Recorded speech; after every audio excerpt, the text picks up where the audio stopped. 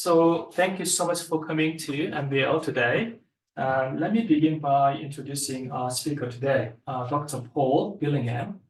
Paul is Associate Professor of Political Theory in the Department Politics and International Relations at the University of Oxford. He is also a Fellow of Magdalen College. His work focuses on the implications of diversity and disagreement for politics, with a special particular focus on religion. So as you see on the screen, today's topic is subsidiarity, sphere sovereignty, and state sovereignty. So with this, I hand it over to you, Paul. Thank you very much, and thanks everyone for coming, both in the room and including behind me. I was due to give this talk back in September, but I had to cancel because I caught COVID. So I'm very grateful to Tom for his patience and rearranging it to today. So as you just heard, I'm a political theorist. I understand political theory broadly as being about thinking about how we ought to structure our social and political lives, how we can live well together. And within that, one of my research interests is how Christian beliefs about and engagement in politics relate to secular political theory, and in particular to the political morality of liberal democracies. And I think that's an important question for Christians. What should Christians in liberal democratic societies like this one think about the political order in which they live?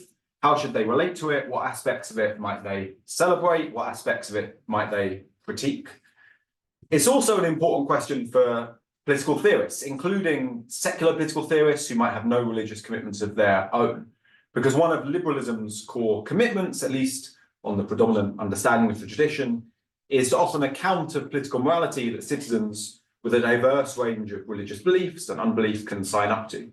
It matters for the success of the liberal project whether Christians can get on board with that project. So John Rawls, the most influential liberal political theorist of the 20th century, wrote that one of the central questions he was seeking to address in his theory was this: how is it possible for citizens of faith to be wholehearted members of a democratic society who endorse society's intrinsic political ideals and values and do not simply acquiesce in the balance of political and social forces? So for him, it really matters whether religious citizens can get on board with the liberal democratic political project that he's embarking on. So I think the question of the compatibility of Christianity and liberal political theory is important for Christians. I think it's important for political theorists. I'm a Christian and a political theorist, so I guess I'm like doubly invested and interested in this question.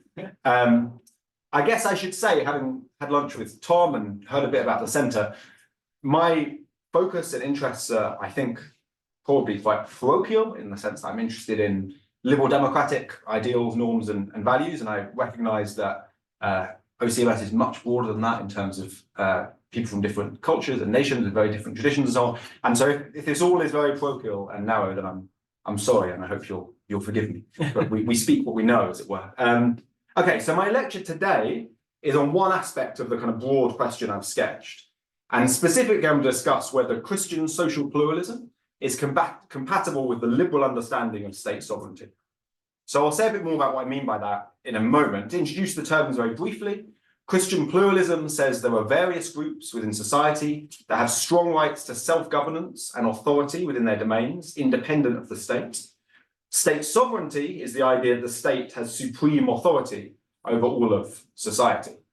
And so the question I want to explore is whether those two views can be compatible with one another. But before going into more detail about that, here's just 4 reasons I think the compatibility of these two views is an important part of the broader question of the compatibility of Christianity and liberalism. So first, it's important because of the importance of Christian social pluralism within the tradition, especially in the past 100 years or so. Pluralist ideas have been incorporated into the heart of Catholic social teaching via the principle of subsidiarity, which was first explicitly introduced in Pius XI's 1931 encyclical Quadragesimo Anno, but has roots that go back much further than that. And then in Protestant, specifically Reformed theology, pluralism is expressed through the concept of sphere sovereignty. first developed by Abraham Kuyper at the turn of the 20th century. So as the title of this lecture suggests, I'll say quite a bit more about subsidiarity and sphere sovereignty later on. But the second reason it's important is because pluralism has been influential in real-world politics, especially in Europe and the USA. So the principle of subsidiarity was a central part of the political platform of European Christian democratic parties in the 20th century, and ultimately made its way into the legal order of the European Union as a general principle of EU law. It was established as such in the 1992 Treaty of Maastricht. And sphere sovereignty also influenced Christian democratic parties, and indeed Kuyper served as Prime Minister of Netherlands and sought to enact his ideas in that context. Meanwhile, across the pond, pluralist ideas have had a significant renaissance over the past 20 years, and Christian legal theorists have been at the forefront of that development. Third reason it's important is that the concept of state sovereignty is a critical but often overlooked aspect of liberalism. Liberal political thought is premised on the idea that the state has a unique kind of authority grounded in its status as equally representing all citizens. If it turns out Christians can't accept that claim that's about state sovereignty, then that's a major obstacle to them endorsing liberal political morality. And fourth, pluralism looks like it might well conflict with ideas of state sovereignty, and indeed it's often presented as such, both by advocates and critics. So there's an important putative tension that warrants close examination. And that's what this paper and this lecture seeks to do. So, at the risk of ruining the surprise, I'll say now my central argument in the paper is these two views are in fact compatible.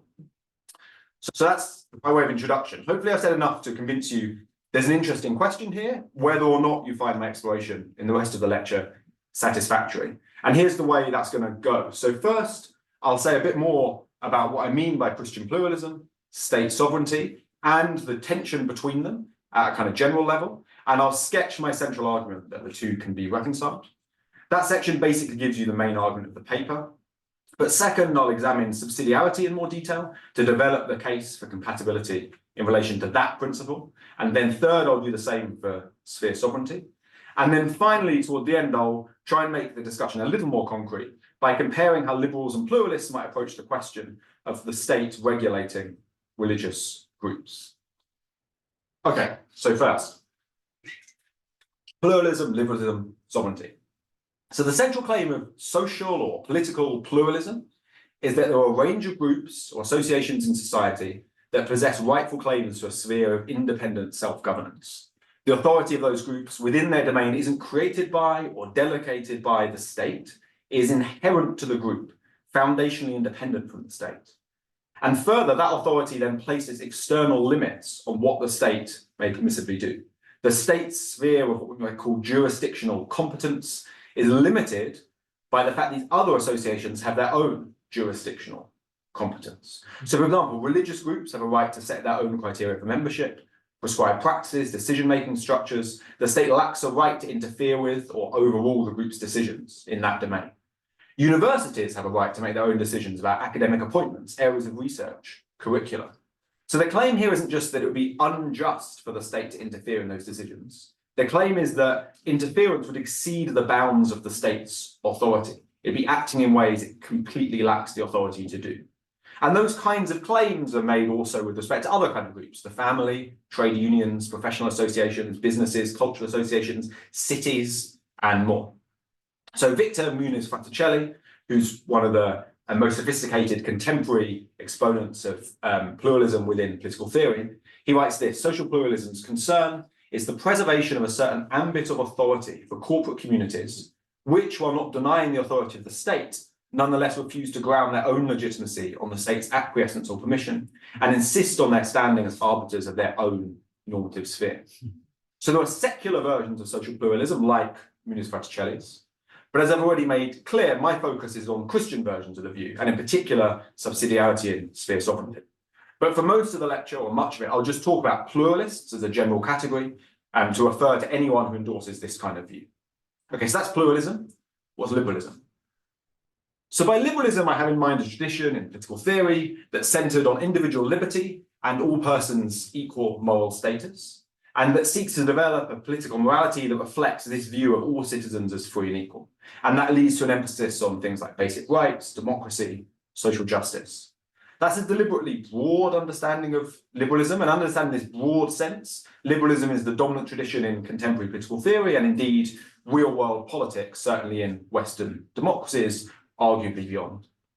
And as I said, state sovereignty is an important component of liberalism. So political theorist Cecile Laborde, in her important and influential book, Liberalism's Religion, argues that a central claim of liberalism, and perhaps its most radical, is that the state possesses a form of sovereignty that she calls competence. So this refers to the state's authority to decide the extent of its own competence, and therefore also the areas of competence of all associations within it.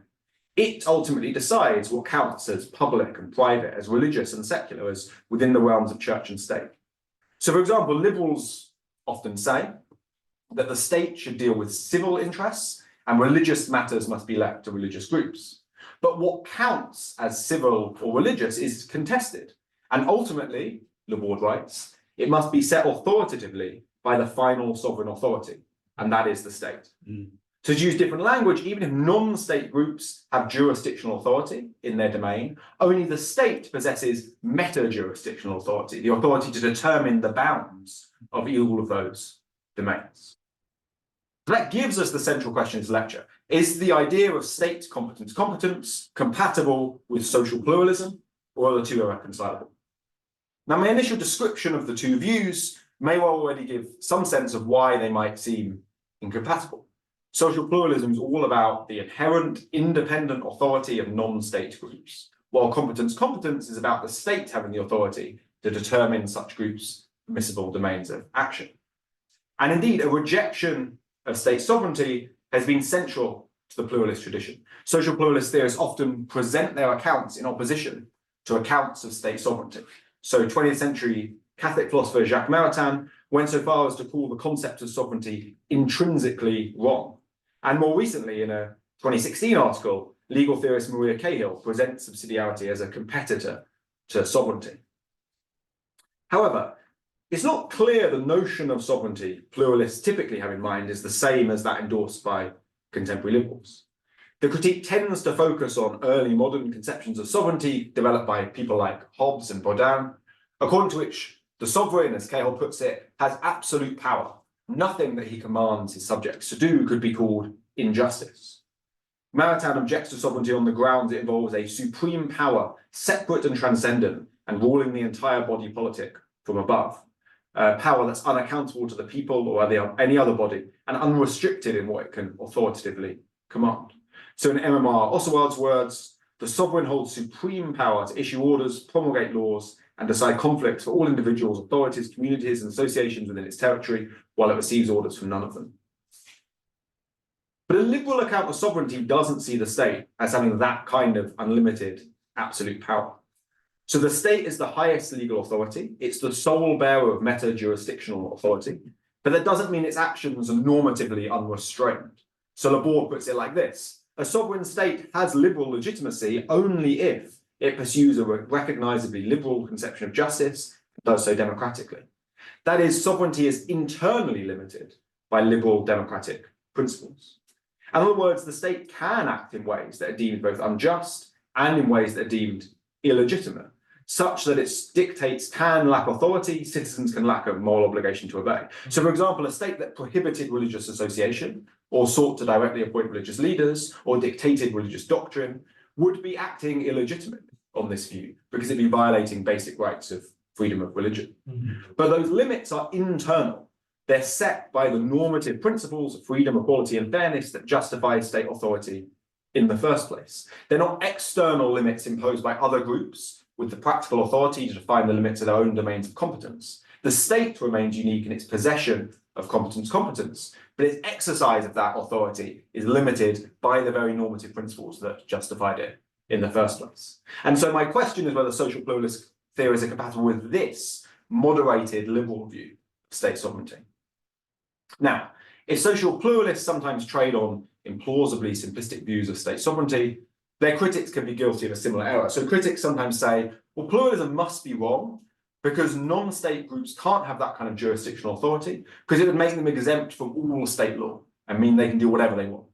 But that's not what pluralists think. Pluralists recognise groups' sphere of authority is limited, and state interference is permitted to enforce those limits. So, for example, religious associations lack the right to deny their employees safe working conditions, and the state can thus permissibly enforce health and safety requirements.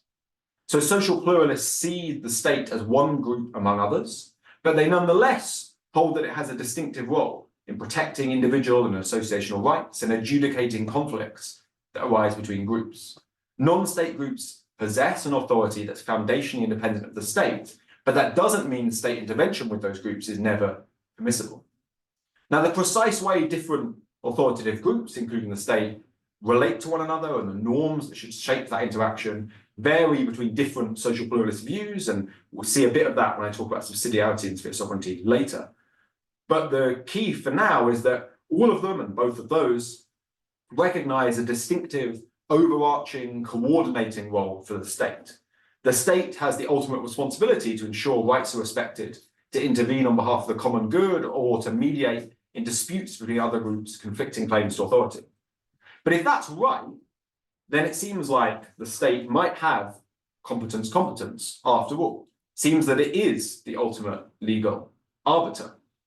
And so we might think that social pluralists and liberal theorists are describing the same kind of thing in different ways. Social pluralists talk about the independent authority of associations that places external constraint on the authority of the state, while liberals talk about limits on state authority that arise internally from principles of liberal legitimacy. But those liberal principles include respect for associational freedom, and social pluralists recognise the state can interfere with associations to ensure public justice and all the common good. And so both sets of theorists might seem to end up in the same place. Both endorse state competence while also recognising limits on the state's authority. And that's my view, and the view I want to defend in this talk. The apparent irreconcilable incompatibility between pluralists and liberals with respect to their views of state sovereignty dissolves on close inspection. Now, I want to make clear that that doesn't mean that pluralism, and Christian pluralism particularly, has nothing distinctive to offer. On the contrary, I think Christian pluralist views contain really important insights that should inform our views of justice, of the normative limits on state authority, of the role of groups within society. However, my argument is that they don't involve a different view of sovereignty or competence than that found within the prevailing liberal political morality, despite the way they're often presented, as I said, by both advocates and critics. So to develop that central argument of the lecture, I want to talk now about subsidiarity in particular in a bit more detail. So subsidiarity is often understood simply as a principle of decentralization, which says governmental tasks should be carried out at the lowest level possible. So the Oxford English Dictionary defines it like this: subsidiarity is the principle that a central authority should have a subsidiary function, performing only those tasks which cannot be performed at a more local level. Now, this definition leaves completely open what the relevant tasks are, what the relevant levels or groups are, and who decides what tasks can or can't be performed at each level. And the principle incorporated to EU law has this same rather denuded form. But the principle that you find in Catholic social thought is much richer than this. And I want to highlight three main features that make it richer. The first is that it's rooted in a Thomistic view of natural law and an associated social ontology. So on this view, as theologian Jonathan Chaplin puts it, human society is envisaged as a divinely ordered hierarchy of diverse, teleologically oriented communities, each ordered to distinctive, non-transferable ends. So these ends are seen as inherent in human nature and contributing to human flourishing. Humans naturally form associations to pursue those natural ends or natural goods because, Chaplin again, only a multiplicity of qualitatively different types of community could secure true human flourishing as designed according to divine wisdom. So the principle is about a wide range of social groups, not just about levels of government.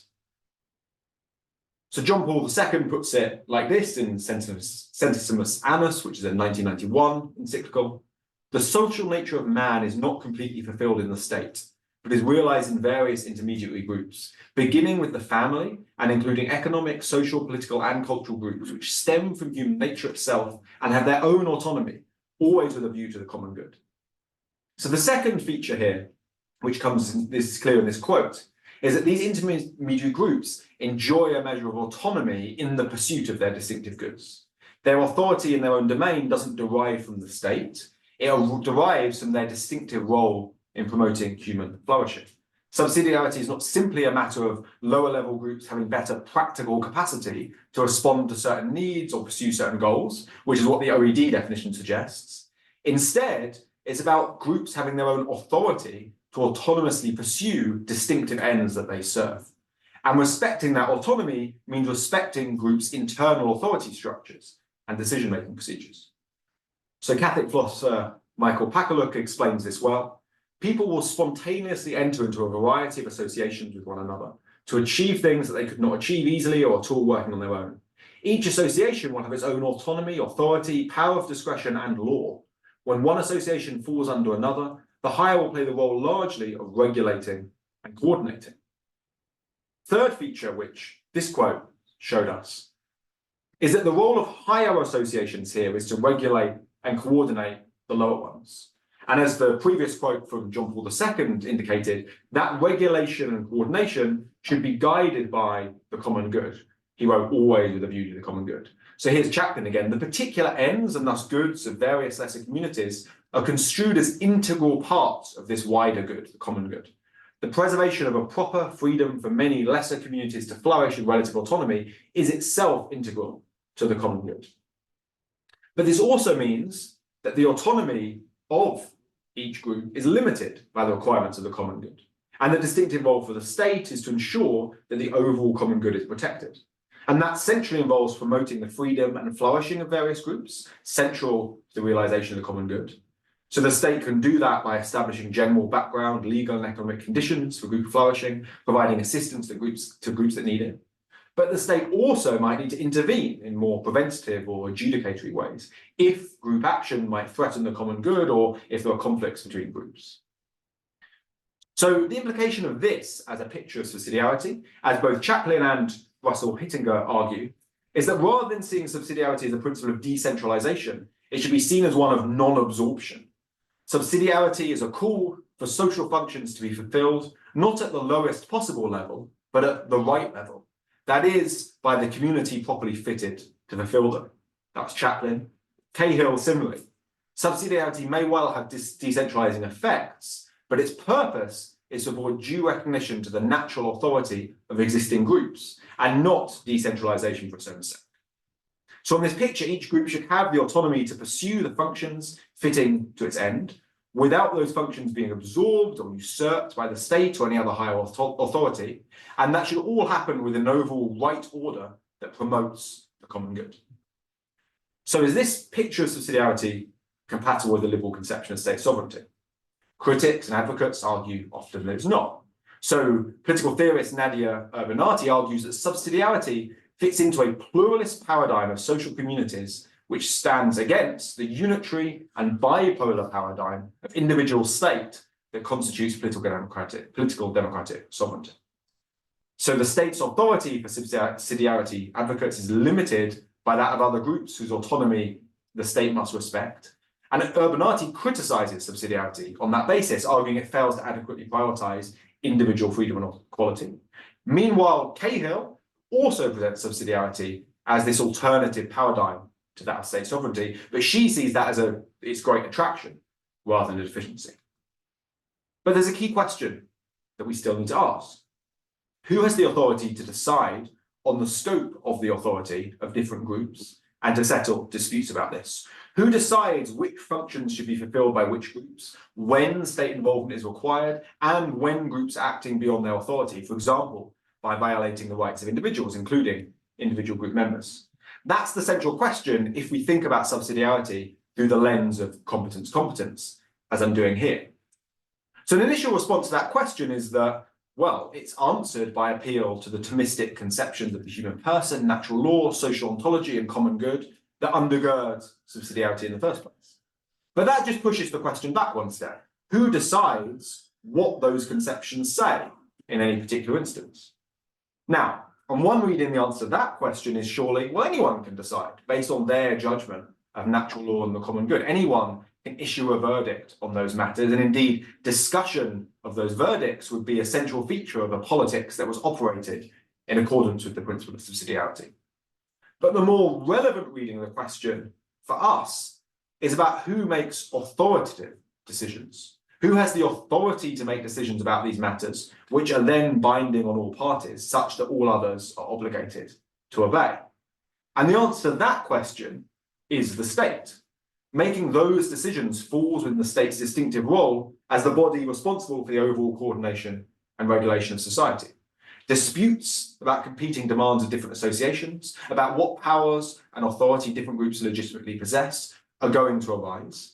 We need a body empowered to make authoritative decisions that settle those disputes, and that body is and should be the state. And the upshot is that the state enjoys competence. So subsidiarity provides guiding principles about how the state's authority should be exercised. The state should aim to support social groups to enable them to carry out their functions. So Cahill argues that primary units, so the social groups, should indicate to subsidiary units, which here is the state, when they require assistance. Subsidiary units have no general right of initiative to intervene in primary unit self-governance, except in exceptional circumstances. And decisions on when and how to intervene should always be made with a view to promoting the common good. Cahill writes this means that no group has ultimate and exclusive power because the authority of both primary and subsidiary units is the servant of the good that is sought. And I think that's all true. However, the subsidiary unit, the state, is still the one with the final authority to decide when exceptional circumstances have arisen that would justify intervention with the primary units in order to protect and promote the common good. Those decisions should be made through transparent, accountable, contestable political processes. Non-intervention should be the state's default, overridden only when there's compelling reason to interfere.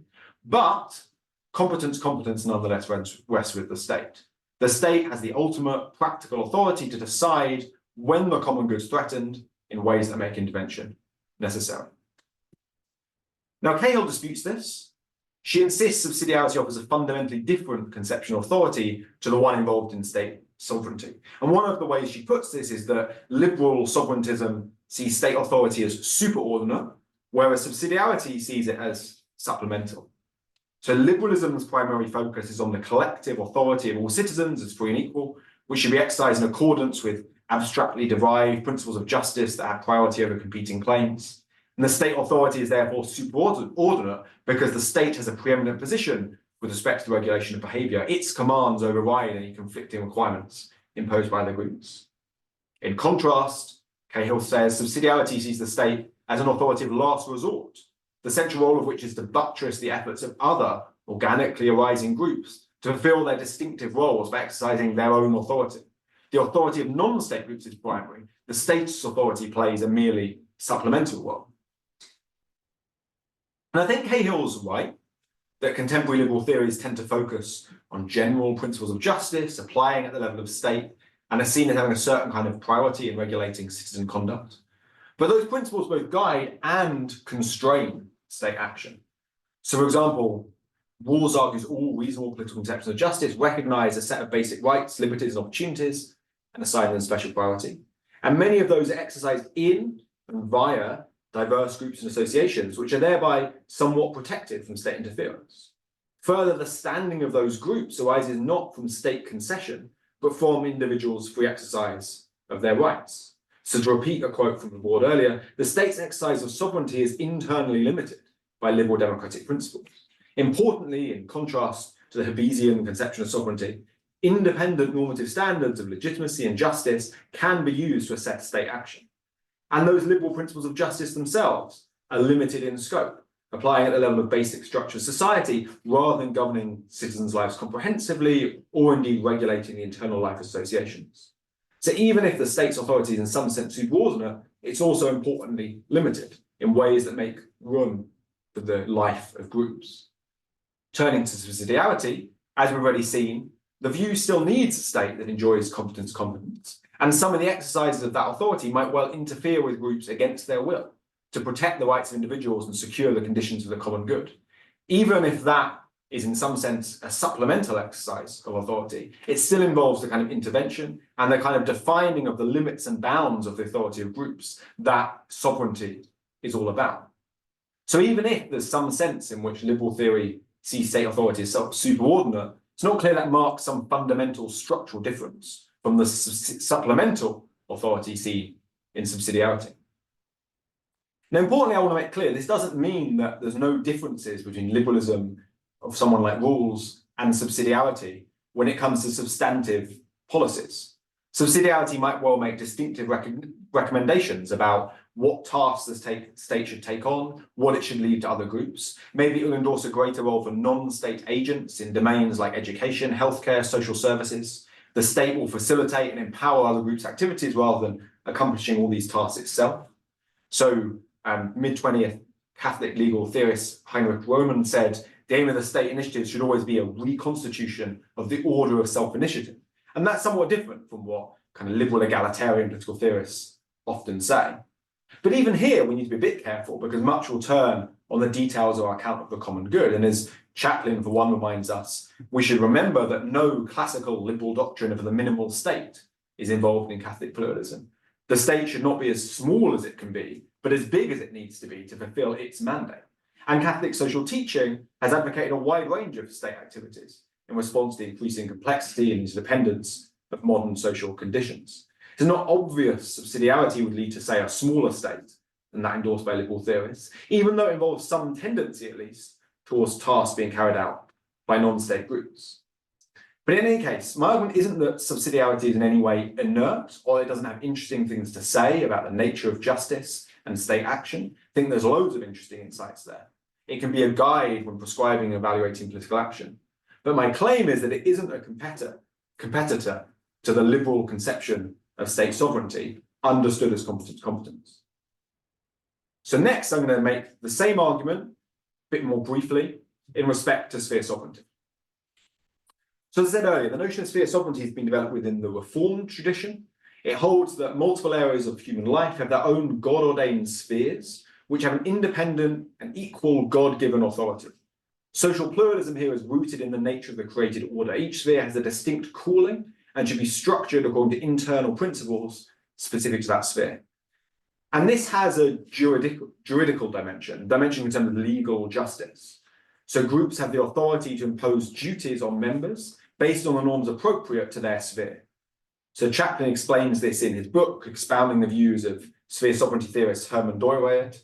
He writes, the juridical dimension of each structure therefore possesses a uniqueness and irreducibility rooted in the created order. Juridical sphere sovereignty is grounded ultimately in divine sovereignty. So this independent authority of the various spheres then places limits on the authority of the state. Chaplin again, the diverse juridical spheres of the different societal relationships and of persons are at boundaries that the state or indeed any other structure may not cross. Here's another quote from Abraham Kuyper, the first formulator of the modern concept of sphere sovereignty. Although this official state sovereignty has certain proper powers to protect formally the mutual relations of the other spheres and thereby make possible orderly human society, it may never present itself as having a sovereignty from which the sovereignty of the other spheres were merely derived. This is never the case. The sovereign authorities of the family, the church, etc., are derived as directly from God as is the sovereign authority of the government. Now, there's some debate about whether subsidiarity and sphere sovereignty are compatible with one another. Chaplin argues that they are. Others, like Oswald and also Cahill, argue there are kind of fundamental differences between them and subsidiarity and sphere sovereignty should be seen as competitors. That doesn't matter for our purposes, but the aspect of the debate there that is relevant is that there's a sense in which sphere sovereignty is more deeply pluralistic than subsidiarity. Subsidiarity sees the good of each association as part of an overall common good. Each group is part of a hierarchically ordered overall social structure oriented to the common good. Whereas sphere sovereignty sees groups as having exclusive God-given authority in their domains. Norms of justice apply within each sphere based on its distinctive character, but there's no part-whole relation between the groups and society at large. The state doesn't define an overall common good for these groups. And that might suggest that the extent of the group's competence is determined by the God-given normative principles defining each sphere and not by the will of the state.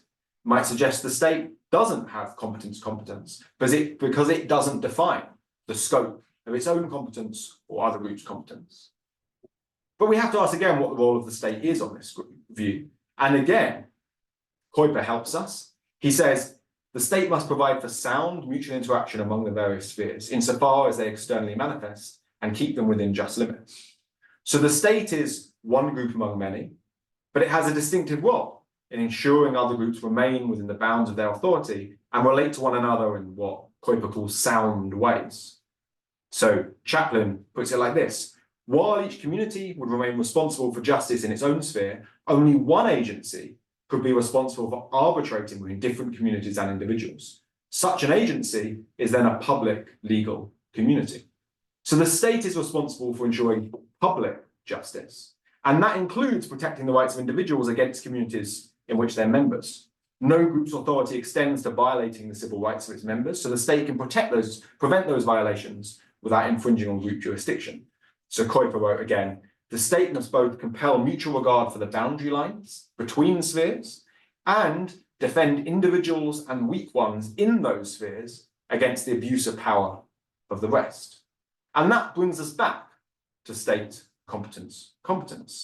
In ensuring the rights of different individuals and groups are respected, the state by definition is making judgments about the extent of those rights. And if those judgments are authoritative, due to falling within the state's competence in providing public justice, the state enjoys competence. It ultimately decides on the extent of the authority of all the groups recognized in public law. So those decisions should respect the dictates of sphere sovereignty. They should recognize the independent authority of groups, but they're still decisions the state makes. Now, of course, the state's decisions, therefore, reflecting the pre-existing normative principles. Its authority isn't normatively unrestrained. It's duty-bound to respect principles of the given created order. And Chaplin says that means it doesn't have competence. But the liberal view represented by theorists like Laborde also says the state's constrained by prior normative principles, which the state should self-limit itself to respect. So both views say, ultimately, the state is going to make the decision about the scope of its own and other groups' competencies, while we entreat it to make those decisions in ways that respect normative principles that apply. And that means, again, they have the same views structurally of the role of the state and state sovereignty. Okay, this discussion has been, I guess, fairly abstract. I want to, in this final section, just get a little more concrete by considering how liberals and pluralists would approach the issue of whether and when the state may permissibly interfere with religious groups. And at the risk of repetition, to examine this issue, I'm going to again articulate the way in which liberal and pluralist analyses may seem importantly distinct, and then argue that, in fact, they're structurally similar because they both acknowledge state competence. And I'll also say a bit more about what that means. Okay, so here's a kind of case for us to imagine. Imagine we have a religious group, and it prohibits its members from engaging in extramarital sex, and it disciplines those that violate this requirement. So, for example, it requires them to engage in practices of confession and penance, to attend courses that teach sexual purity, and ultimately, the group will expel and shun those who refuse to submit to those requirements or continue to engage in prohibited behavior. And now imagine that a member who has been kicked out of the group sues the group, claiming that being subject to those disciplinary practices caused them undue emotional distress. Here's the question: can the state side with the dissenter and interfere with the group, for example, require the group to pay damages or reform its disciplinary practices? Pluralists are going to say no. These kind of membership requirements and disciplinary procedures fall within the rightful jurisdiction of religious groups. The state lacks jurisdictional authority to intervene. The imagined lawsuit is inadmissible in legal speak. It's up to religious groups to decide what individuals must do in order to remain members in good standing based on their own normative commitments. Liberals are going to agree that religious groups should have freedom in this regard to protect freedom of association. Religious groups can't maintain their identity as being gathered around particular beliefs and practices if they can't require members to abide by those beliefs and practices. And that might well mean the state shouldn't intervene in this case under discussion. But liberals are not going to say that that constitutes a jurisdictional bar. the regulation of religious groups to ensure individual rights and interests are adequately protected falls within the state's jurisdiction. That's what it means for the state to enjoy competence. It decides whether particular practices fall within the permissible exercise of religious freedom. So as Laborde writes, relevantly for this case, states define what constitutes harmful behaviour, a key notion in the regulation of religion as it sets the boundary of permissible religious activities. So states can get this wrong. States can act unjustly by imposing unwarranted burdens on religious groups. There's a strong argument that it would be true that the state would be acting unjustly if it interfered in the case under discussion. But that doesn't mean that that state would be exceeding its authority or acting ultra vires. The question of whether the state should intervene is one of balancing the relevant interests at stake rather than that intervention being off limits in principle. So that way of presenting it, again, makes the liberal and pluralist views sound very different. But I guess, hopefully unsurprisingly, by this point, I don't think that difference will withstand some further scrutiny. So to see this, imagine a variant of the case where the disciplinary courses the individual is required to attend involve practices that appear clearly abusive: emotional manipulation, brainwashing, physical assault. For liberals, courts would again need to balance the relevant interests at stake. The group's interest in freedom of religion needs to be balanced against the individual's interest in being free from abuse to decide whether the state should interfere. It's easy to imagine some cases where the liberal theorists would overwhelmingly agree the state should intervene. So what about pluralists? So one possibility is that they will say, look, this falls beyond the state's jurisdiction. Criteria for membership, including disciplinary procedures, fall within religious groups' own jurisdiction. The state's barred from engaging any kind of review or interfering. And that would make a sharp distinction with liberal approach. But as we've already seen, that's not how Christian pluralists in fact respond. Instead, they recognize that protecting citizens' fundamental individual rights is part of the state's role. Paying due attention to the group's independent authority, the state can consider whether the group should be permitted to act in this way and can decide it should not be so permitted. We can imagine cases where most pluralists would agree the state should intervene. So this again suggests that pluralists accept competence in the way that I, following the board, have been using that term. The state has a unique responsibility to settle jurisdictional conflicts, giving it the authority to make decisions regarding those conflicts that are binding on all parties. The state should exercise this responsibility with an active awareness of the authority of the groups and the limits that authority places on permissible intervention. But nonetheless, it's the state that makes authoritative final determinations about where those limits lie. It decides the boundaries of all groups' authority, including its own. Now, of course, the state can make incorrect decisions about where the limits lie. It can choose not to interfere in cases where it should, and probably more pertinently for pluralists, it can interfere in cases where it shouldn't. Pluralists would see that as the greater threat, and when it eventuates, the state is overstepping its proper bounds, violating other groups' legitimate jurisdictions. And some might think, well, that means pluralists would say that those cases all involve illegitimate state action. The state's determinations aren't authoritative, and the subjects of those determinations have no obligation to obey them. And that's how Jean Cohen, who's a vociferous critic of pluralism, understands the view. She says that pluralists deem the priority according to the state in the modern sovereignty regime to be only factual, not moral. So the state is one group among many, making equally authoritative claims about where the boundaries of authority lie, how conflicts should be settled, and any apparently distinctive authority it has to settle those bounds is de facto rather than de jure. And if that's right, then my claims over the last minute or two were too quick. The state doesn't enjoy competence. In practice, it's the body that makes final determinations that other parties have to comply with. But normatively, its claims about jurisdictional boundaries are no more authoritative than those of other groups. They only have a legitimate moral claim to be obeyed if and when they're correct. So another way to put that would be to say that liberals recognize a category of what we can call legitimate injustice, whereas pluralists on this reading do not. So the liberals can say, well, the state sometimes makes unjust decisions about associational freedom, interfering in group actions that in fact it shouldn't be interfering with. But those decisions are nonetheless legitimate. They're authoritative and others ought to comply with them. On Cohen's reading, pluralists reject that and say state decisions are legitimate only when they're just, only when they get it right. Decisions that are unjust, that are incorrect, cannot be legitimate, because the fact they're unjust means the state actions fall outside of the scope of its authority, and therefore lack authority. But there's several reasons we should reject Cohen's reading of pluralism. First, it leaves the pluralist view unnecessarily conceptually impoverished. The idea of legitimate injustice, the idea the state can make decisions that are objectively unjust, but nonetheless involve permissible coercion, is a highly plausible idea.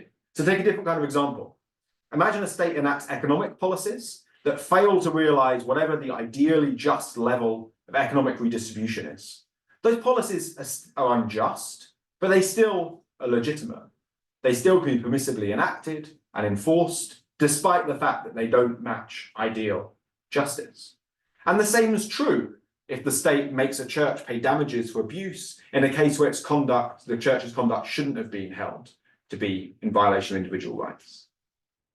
A second reason is that losing the category of legitimate injustice prevents authority from playing its crucial practical role. Pluralists recognize there's going to be disagreement about the boundaries of group jurisdiction. Different people have different views about what the just determination is, what the correct answer is. The purpose of an adjudicative body is to settle that kind of disagreement by making decisions with which all must comply. But that doesn't mean everyone has to agree the state gets it right. Those who lose in an adjudication might well think that adjudication was wrong, that they had the correct view of justice. But nonetheless, they have to comply with the verdict of the adjudicator. That's how adjudication works. The disagreement is settled in that practical sense, and that practical role is lost if we don't recognize the possibility of legitimate injustice, because those who disagree with the decision think it's unjust. Their reason to comply can't be that it's just. It must instead be that it's legitimate or authoritative, despite being unjust. So there can be no authoritative settlement of disputes if ongoing disagreement about the justice or correctness of a decision undermines the legitimacy of that decision. And if that was the case, it would undercut the purpose of having an adjudicator, the purpose of having a state within pluralist views in the first place. Third, as we've already seen in the case of both subsidiarity and sphere sovereignty, Christian pluralists endorse state adjudication.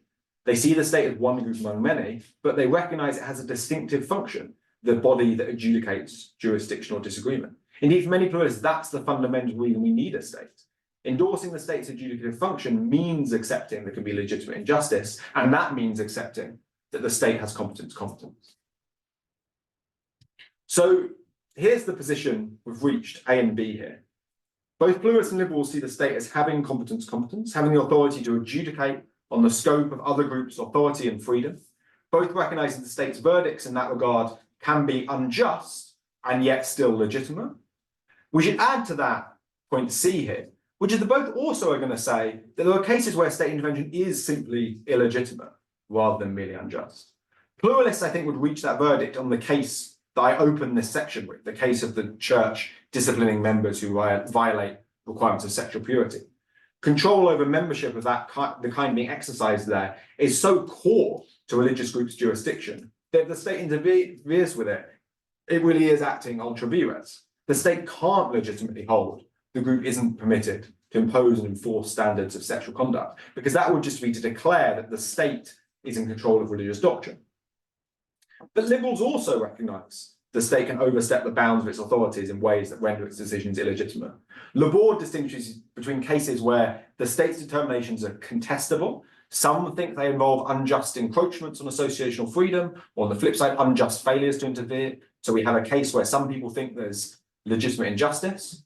And there's another category of cases where the state's determinations just violate basic standards of liberal legitimacy in ways that render it straightforwardly illegitimate. So here's another variant of our case. Imagine the state said that religious groups weren't permitted to teach, let alone enforce, standards of sexual conduct.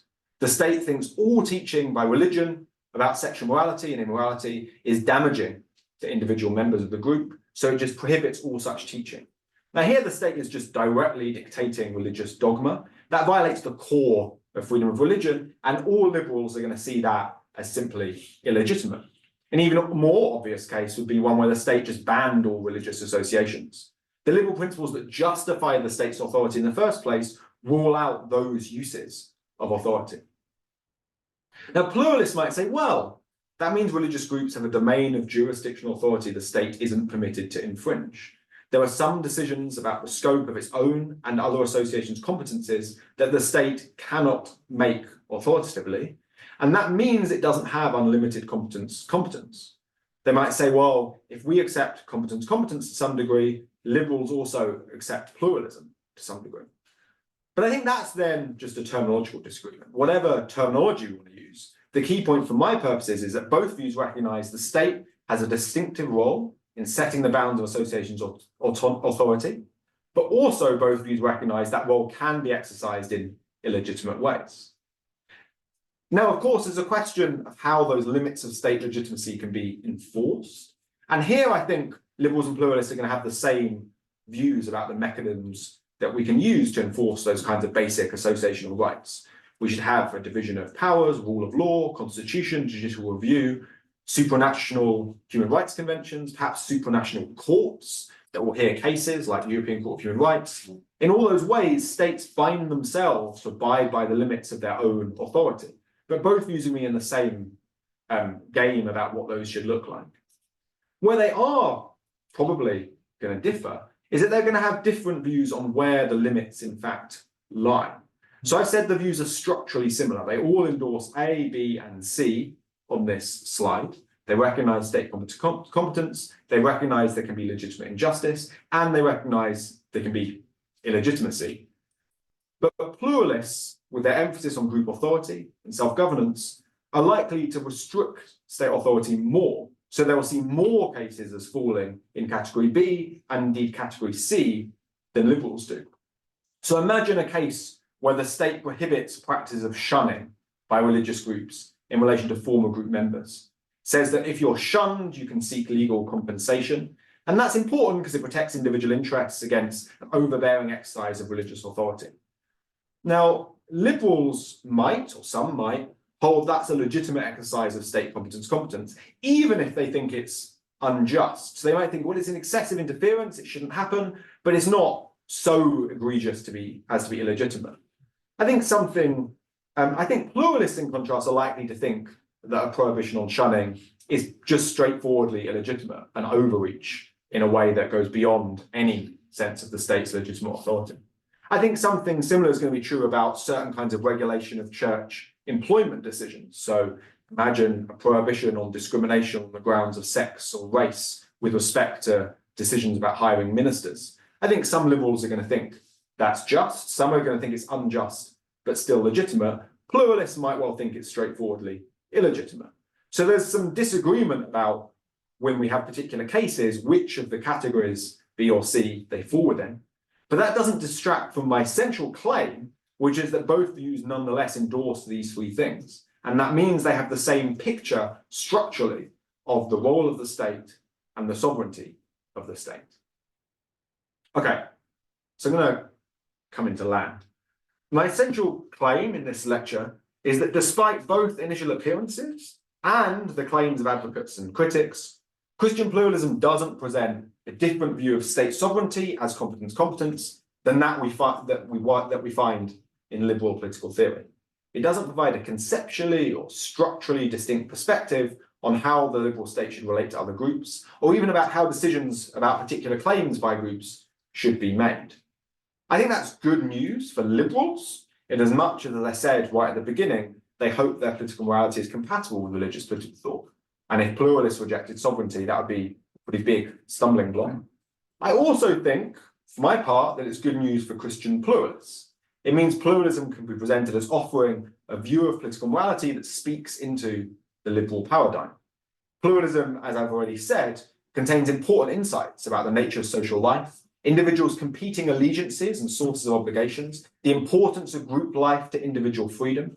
I think those insights should speak to liberals, should inform our views about the normative limits of state authority, should lead us to have a view that gives wide scope to associational freedom. So I think Christian political thought, including, in particular in this talk, Christian pluralist thought, has a lot to offer secular liberal political theory. But I think pluralists can better make that offer if they don't mistakenly present themselves as having a fundamental challenge to prevailing views of state sovereignty. if they instead recognise that, in fact, they endorse a liberal view of sovereignty and yet can offer these insights as claims about the justice and injustice of various forms of state action. So that's where I'm going to end, and I look forward to hearing what you think. Wow, thank you so much, Paul. Shall we give him? There are a lot of things to think and. Nothing else. It was very well timed. 54 minutes. Excellent timing. So I'm sure that there are people who have got questions in their minds. So go on to, if you have your questions, go to reactions and click the raise hand button, and I can see you, and then I can point you to ask your questions. In this room, you can raise your hands to ask questions. So who's going to the question first?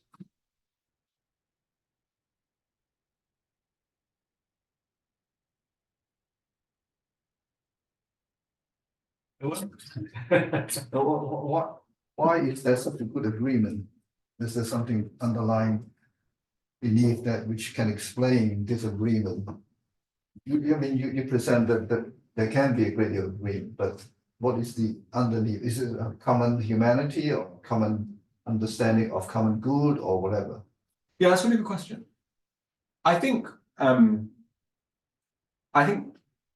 probably the answer to that is both views have actually shaped one another over, several centuries. So the origins of liberalism have importantly been shaped by Christian thought, and similarly, kind of Christian pluralist tradition has been shaped by liberal thought. I mean, there is one way of looking at the development of subsidiarity and broader Catholic social teaching, that it's a response to kind of modern developments, liberal democratic state, and an attempt to create a kind of Catholic political theory that is in some ways compatible with that. So on one reading, it's not surprising that they're compatible because they've had a kind of mutually integrated evolution. And I think that's probably right. Yeah. I guess, as a Christian and a liberal, at least in the political sense, I think that Christianity has a kind of relevant high regard for individual dignity, freedom, and equality that means that the best forms of pluralists are liberal. And I think liberals, at their best, have a high regard for the place and role of associations in political and social life that should make them amenable to pluralist thought. So I think kind of for both kind of the historical reasons and for just like the fact they both contain these important truths, I think they're compatible. It just happens to be the case that at least in the kind of revival of pluralism over the last 20 or so years, and I mean going further back in some ways, the presentation has been as kind of a kind of challenge to and opposition to what's gone on within kind of liberal political theory. And that's why I think the stake is, or at least I think the challenge should be repitched, not at the level of sovereignty, but at the level of justice and the way the state ought to relate to groups. So I think pluralists have a lot to say about liberal state overreach and the way certain liberal political theory endorses forms of overreach. But that's been mispitched as a critique of sovereignty. That's I think Tom Holland, who also said something about the influence of Christianity on the liberal way of thinking. Right. So Tom Holland and then Larry Siedentop as well, the book Inventing the Individual. Yeah. So if you find those stories plausible, then this should be somewhat unsurprising. It's not surprising. Interacting with another for centuries. I mean, liberals might find it surprising because they often are they have a different origin tale that but probably mistaken. Those I'm transferring this kind of idea to the Chinese context, and things may look quite different there. But anyway, that's another question, another topic. Tom's got his hand up, so I'm actually yes. Tom, and then. Well, thank you, Paul. A lot of ideas flowing over, so trying to get a handle on this a little bit. Okay, so I would have thought that the sovereign as competence between a Christian pluralist view or a sphere sovereign view would be different from a liberal political theory and somewhat at odds. So let me explain why that would strike me as somewhat at odds. If I understand liberal political theory to a point, it is much more focused on the individual, and that the individual has the right and privilege to pursue what they individually feel is their good. All right, and that's in a sense their individual good. Whereas Christian pluralism within sphere sovereignty, the idea of what the good is framed within a sovereign space as a group.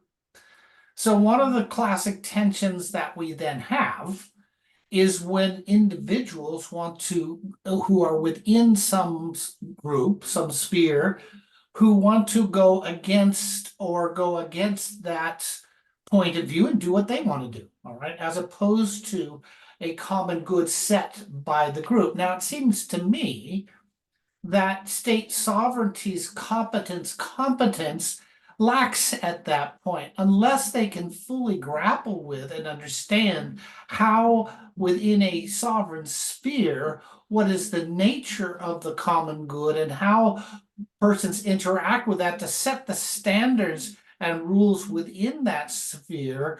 It needs to be spherical. It needs to be within the whole group, whereas liberal political authority theory will reside in the individual, the decisions they're making. And that seems to me to echo much more closely with Kuiper's critique of what he saw as in French liberalism, with individuals being able to go in any direction that they want to go to, and thus in a kind of anarchy, and versus also a kind of totalitarianism on the other side that would want to direct everything above and bring the whole population under a single rule. But that within sphere sovereignty, there is a right of people within the spheres to determine the competence within that is somewhat sovereign to them, and not and what the state needs to determine is whether that has whether those groups are staying within their sphere. What have I got wrong there? I think you got nothing wrong, really. So I agree with pretty much all of that. So, but I just think that's a disagreement pitched at the level of different views about just and unjust state action, not pitched at the level of views of the nature of state sovereignty itself. So that's basically my own view, that pluralists and, I mean, most liberals, kind of contemporary Rawlsian liberals, are going to have different ways of, different substantive views about what the state should and shouldn't do in various cases, and some different views about how you decide what the state should and shouldn't do in terms of the kind of normative resources they're going to refer to. And that therefore is the kind of place where the debate should be played out. The mistake is to think that what's going on there is that pluralists are rejecting state sovereignty as liberals understand it, or that liberals are presenting the state as sovereign in a way that pluralists reject. So I agree with your kind of picture about something of both the normative underpinnings of the views and about some of the implications that might have in cases, for example, when individuals want to, in various ways, maybe go against what their group wants or reform what the group's doing. I just don't think that, I think the mistake that people like Maria Cahill and others are making is seeing that as involving a challenge to state sovereignty. And I don't think that's what's going on. The other thing to add is that how we should deal with and think about the relationship between individuals and groups within liberal thought, it's complicated and difficult. So it's not at all the case that liberals think, for example, if one individual within a group says, I don't like the way this group's doing things, I'm going to appeal to the state, that liberals think the state should come in and force the group to comply with whatever some individual thinks. And liberals have to recognize the importance of group life to individual life and individual freedom. And indeed, in cases like, for example, in the States, there's lots of church property cases where there's disputes between individuals or subgroups within groups and the wider group about who owns and what should be done with particular church property. the state has been very deferential to the authorities within those groups and seen it as kind of a case of hands off, it's up to the group authorities.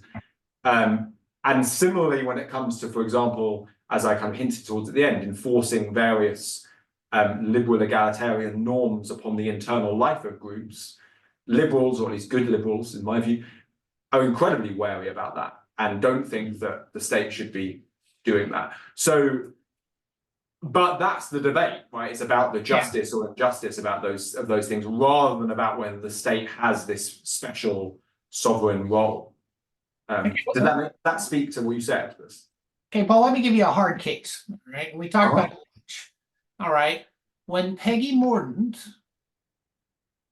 argued that because the state church is the state church, all right, or the Church of England, they should have the right to make the church conform to the wider body politic in terms of current views. At what point is, and it seems to me that the arguments of Welby and Rowe and Williams was that the state does not have competence at this point, and that Peggy Mordaunt is arguing that it does. So I don't think that's what's going on. I think the disagreement is over. I think both recognise the state has competence, but one group thinks that this particular exercise of state authority would be just beyond the scope of its authority and therefore illegitimate, and Mordaunt mistakenly and weirdly thought it wouldn't be. So I think liberals can recognise that, right? So imagine a state, as I said, that simply says all religions now have to teach this thing, or all religions have to appoint the leaders we decide they should appoint. Liberals are going to say that is clearly illegitimate. Yeah, right. And this is why liberal sovereignty isn't Hobbesian sovereignty, and that's an important point. If liberals endorse the Hobbesian or Bodleian view of sovereignty, then sure, pluralists are going to disagree with that. But that's not what I think is going on. I mean, you might think the problem in the Mordaunt case is more the mistake of having a state church, but that's what they say. Well, which they threatened to pull away. But it seemed to me also that what Williams and Welby were arguing is the state does not have competence here. So I guess I'd need to look at what they actually said to know that for sure. I guess my point, all I'm trying to say is you could strongly oppose the idea that the state can make the Church of England do whatever it was, teach particular things or whatever. You can strongly oppose that without denying the state competence, because you can appeal instead to the idea that state, while having competence, has that authority limited by the normative principles that apply, just as all authorities and all of these views are limited by normative principles that imply. So the only way you could reject that is if you read competence as a view where there can be no normative limits. But then I think you're not talking about the liberal state sovereignty view, you're talking about a Hobbesian state sovereignty view. Thank you, Joe. Thank you very much. Yes, I was going to ask you to say something to concretise your argument a bit with some examples from the UK and the US. Well, you've just concretised it in the case of the UK with this dispute between Mordaunt and I suppose the liberals in the Church of England. What about the US? Where are the flashpoints likely to emerge in this election year? Well, okay. Yeah, good. I don't know about in this election year. The kinds of cases that, so one set of cases that have been pretty, let me name two sets of cases. One set of cases that have been pretty hot in the past, 10 years have been the cases involving religiously motivated business vendors. So the gay cake cases, right? Yeah. Where pluralists are going to have certain views about the kind of sphere of business relations and the way that might have a certain independence from the state. Liberals tend to think that the state has a much more direct regulative role there. The other kinds of cases are disputes over church employment cases. So there's a long run of legal cases in the US, people who are fired by churches bringing claims for discrimination or other forms of unjust dismissal.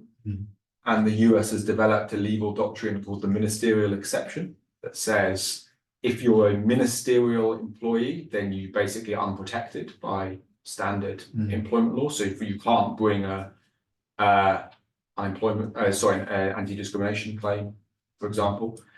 And that's the kind of the ministerial exception, in a sense, is a kind of expression of a pluralist view, which is controversial among liberal theorists who work on it. Yeah, so those are the kinds of cases. I mean, the kinds of case that isn't going to happen, but would be like a really concrete example, is that some liberal political theorists who I know think that the state should simply outlaw all forms of discrimination in employment so the Catholic Church should be prosecuted for having a male-only priesthood because it's straightforward gender discrimination.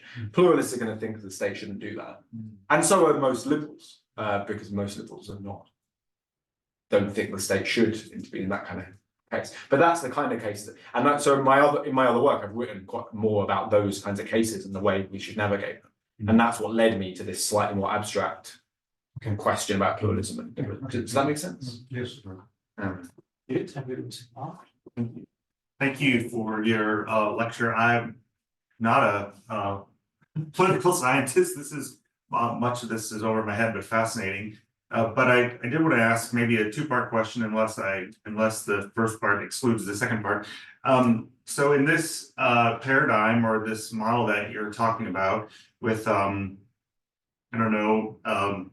elements of society and their connection to the state, is this kind of thing scalable then, in such a way that it would these ideas would be applicable to something like the European Union and where the states that belong to the European are the entities and their connection to the state or the state of the EU?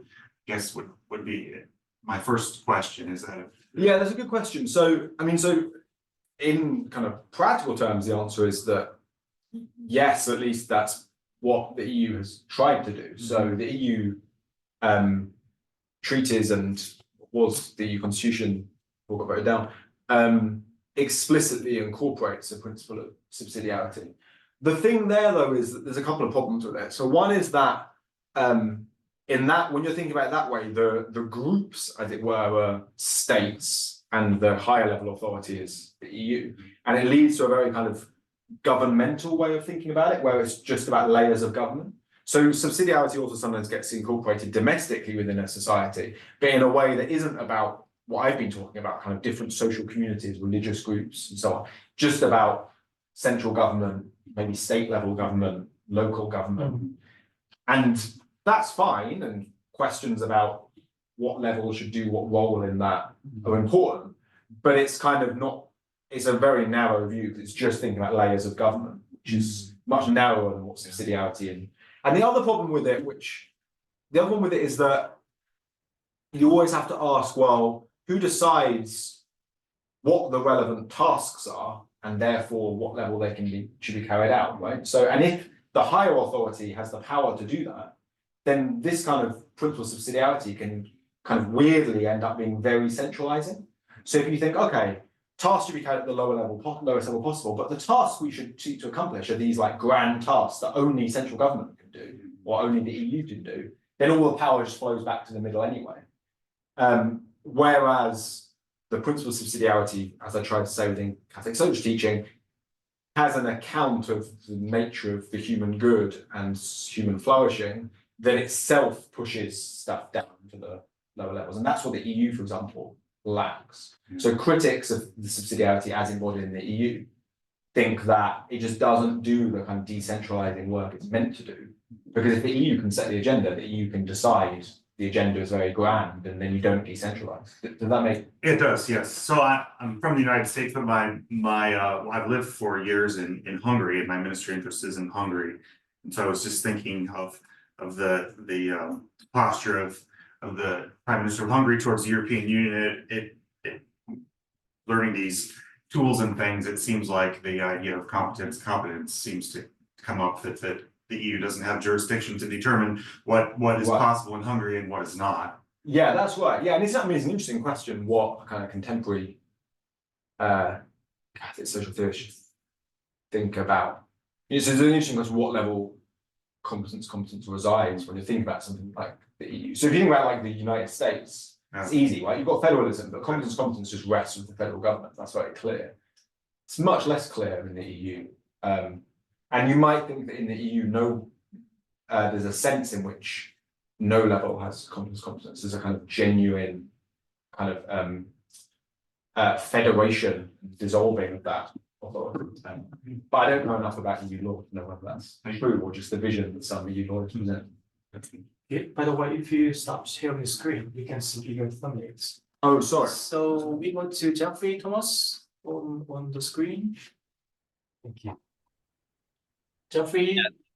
Yep. Thank you. And thank you very much, Paul. I really appreciate the argument and the way that you were able to substantiate it. I have a question. I mean, lots of questions, but I'll try and stick to one. So I think, given as you've indicated, a number of the debates or tensions seem to lie in the discussion of whether it's legitimate or illegitimate use of state authority. But I think behind that lies an anxiety about the competence framed, and correct me if I'm wrong, the notion that the state has not only the will, should have the will and the power to set its own limits, to order itself, and to establish what its relevant tasks are and limit itself to that. And I think behind the tensions on the questions of legitimate or illegitimate use is an anxiety that the state will not restrain itself, that it doesn't actually have the capacity to do so. So my question, I suppose, is do you find within the norms of liberalism a sufficient restraint against an absolute state sovereignty? Good. Yeah, good. So I think that's exactly right. That's the kind of underlying anxiety. And I think that's why social pluralist emphases on pluralism is really important, and something that kind of, especially kind of what I would call kind of high liberal egalitarianism. So the liberal egalitarian people like Rawls and his followers. That's why people like that, I think, need to kind of hear the pluralist view. And it's also why I care about this paper in one sense, but I think by presenting themselves as presenting a different view of sovereignty, pluralists kind of put themselves outside the liberal view in ways that then mean liberals are like, well, you guys, we don't have to listen to you guys, you're like opponents, right? Whereas if you present yourself as a critical friend, you might actually get heard in ways that I think liberals need to hear. So, but I think you're right that there may well be quite a lot of disagreement between kind of certain strands of liberalism and certain strands of pluralism about that category of cases where the state, in fact, is exceeding the bounds of its own authority, even while recognizing it has competence, and that's where the kind of real action is. Yeah, so I think that's the kind of right framing and the right anxiety. Then the question is, does liberalism kind of contain within itself enough resources to restrain the state?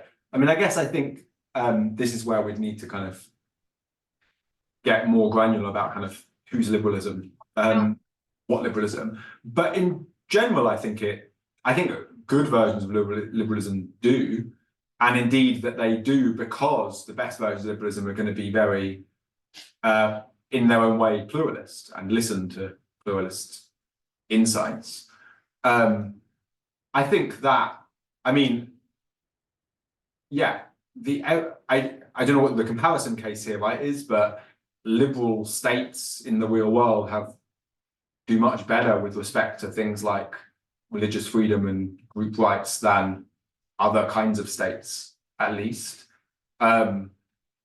So I think the worry is that a kind of ascendant cultural liberalism can push towards an overly interventionist state when it comes to these things, and that's ultimately what I'm scared or anxious about and think needs to be pushed back against. But I think liberal resources of the emphasis on individual freedom and equality and the crucial importance of groups and associations within the realization of that can provide resources to push back. So some of my work has been arguing against a view I call transformative liberalism, which is about the idea that the liberal state should be actively involved in kind of transforming non-liberal or illiberal groups to make them more liberal. And I seek to push back against transformative liberalism using resources internal to liberalism. I don't know how successful I am, but in my view, there are those resources that can be used, right? So that's kind of the project in some ways that I'm interested in. Does that answer the question? Sorry, that felt a bit rambly, but I didn't. Yeah, I appreciate that. That's where I was getting at. Yeah. Yeah, David. Thank you, Paul. I'm afraid I don't have a very smart answer. It might reveal my ignorance on this one.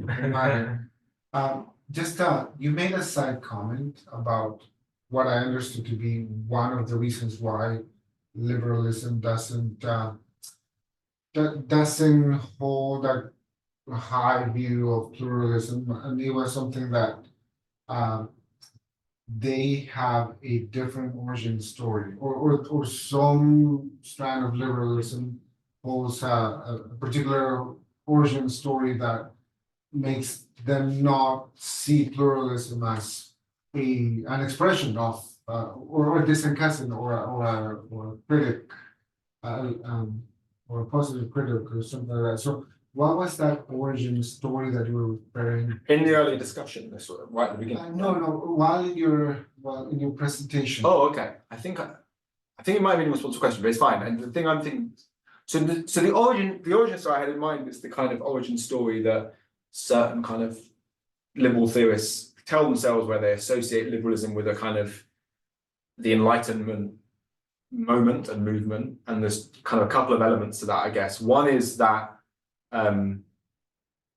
states used to be religious, and it led to a lot of fighting and wars, and so the kind of wars of religion in Europe in the 17th century, and that liberalism kind of emerged from that as a solution to that kind of religious politics. Right. And secondly, the idea that kind of there's an ascendance of kind of individual rationality and reason that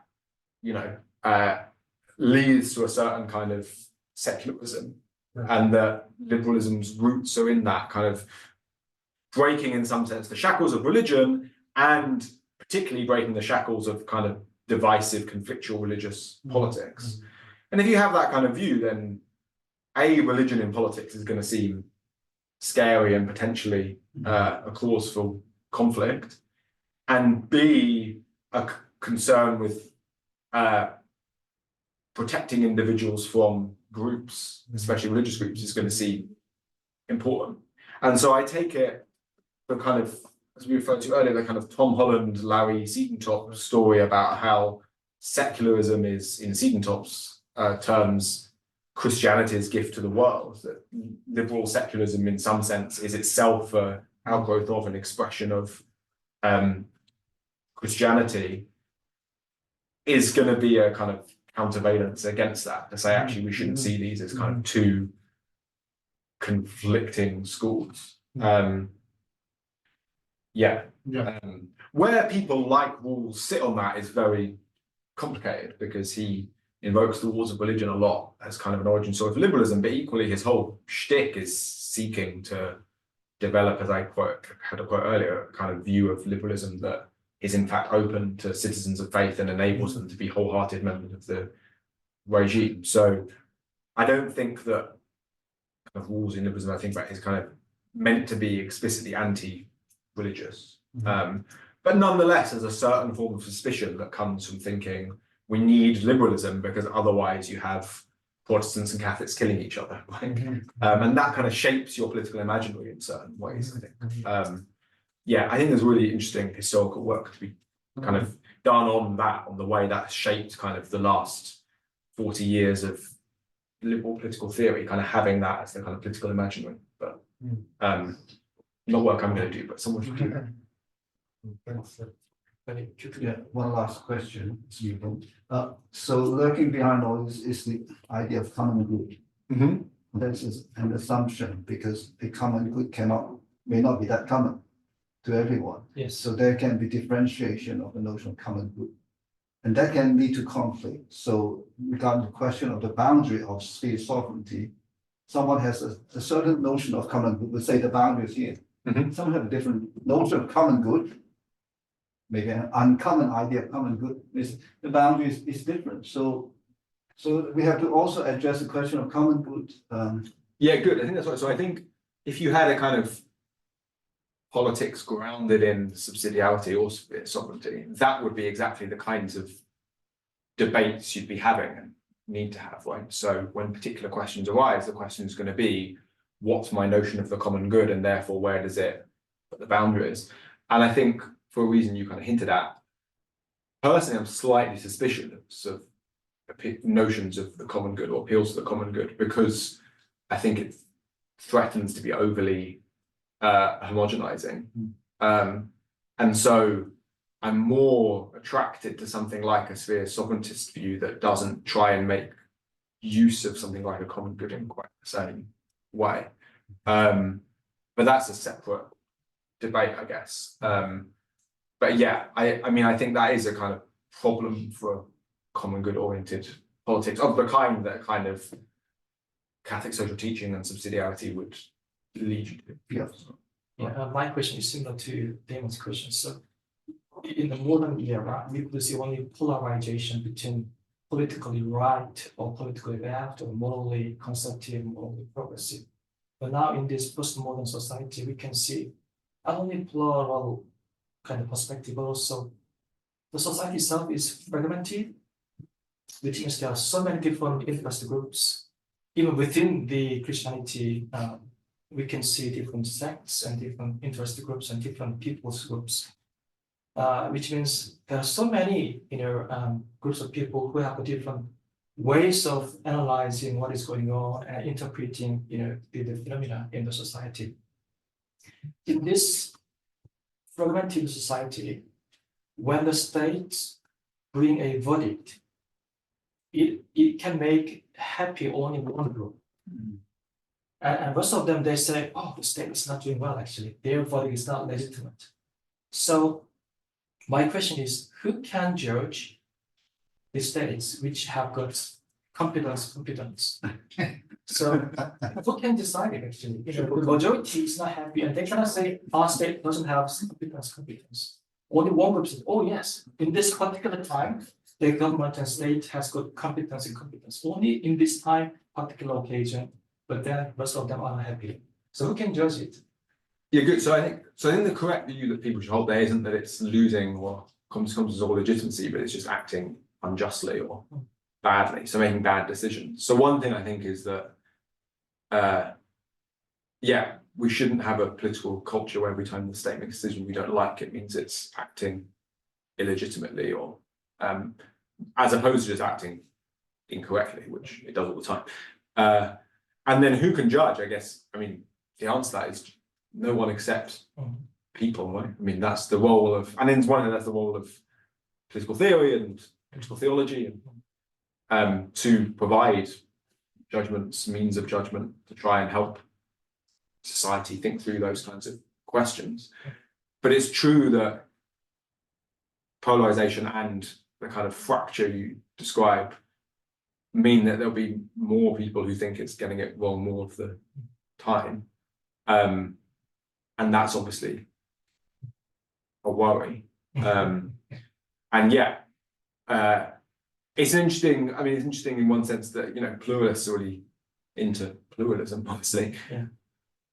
But not like this. Like the kind of pluralism envisaged by subsidiarity, sphere sovereignty, doesn't look like a kind of fragmented polarization of the kind that we see, certainly in the US. And what can be done about it is a difficult question. Yeah. Thank you so I much. think Jeffrey's got his hand up, maybe. Final question, Jeffrey. Yeah, just I just recognized in your presentation that the theological resources that you were using came primarily out of a Catholic and Reformed background. I was just wondering if there's particular expressions of Christianity and Christian theology that you find less apt to ascribe to the principles that you articulated. Yeah, good question. I guess I wouldn't know enough to know, if you see what I mean. So I guess it depends which principles you mean, right? So one question is, are there Christian traditions that reject pluralism, or social pluralism, the kind that I was ascribing to subsidiarity and disagreement. And then a separate question is, are there traditions that reject sovereignty, state sovereignty, kind I described? And my guess is that the answer to both of those is going to be yes, but I don't know enough about them to know what they would be. I mean, I guess one obvious feature of the kinds of political thought I'm engaging with here is they're kind of quite politically engaged in a way that's different from something like the Anabaptist tradition that would be more politically withdrawing, right? Yes. It's not obvious that that withdrawal involves the denial of the state's role. It just involves the denial of Christians getting involved in that role, right? So that's one kind of tradition. And then yeah, I'm sure there are others and that you can teach me about them, but that's in some ways it was kind of the reason I focus on the ones I do is because they're the ones that are presented explicitly as social pluralist views and often presented explicitly as in rejecting liberal sovereignty. So therefore they're the ones I kind of go to. But it seems plausible to me there are some out there that genuinely reject sovereignty. They just have to do so for other reasons rather than these pluralist reasons. Or these versions of them. Does it? Yeah. The short answer is I don't know. Yeah, I'm ignorant of them. So yeah, I was just wondering if you'd recognized in your research and reading particular themes as to which theological traditions are more supportive of your argument that sense of recognizing state sovereignty is within various traditions, or are there traditions that reject it more outright? yeah, good question. Yeah, I don't know. I guess there must be, right? You'd think, but oh yeah, I don't know. Well, it's a good question. I want to say there must be because there's everything out there, but equally, kind of views that genuinely reject sovereignty are going to be have to be anarchist views in some sense, and Christian anarchism is a fairly minority position, right? So maybe not. Yeah, I don't know. Good. I think with this, You should email me and tell me the answer to your question. I think you know the answer, and so I want to know what it is. Good. Thank you, Paul, for your excellent lecture. No, thank you. Been really good stuff. Thank you for everybody joining. Thank you.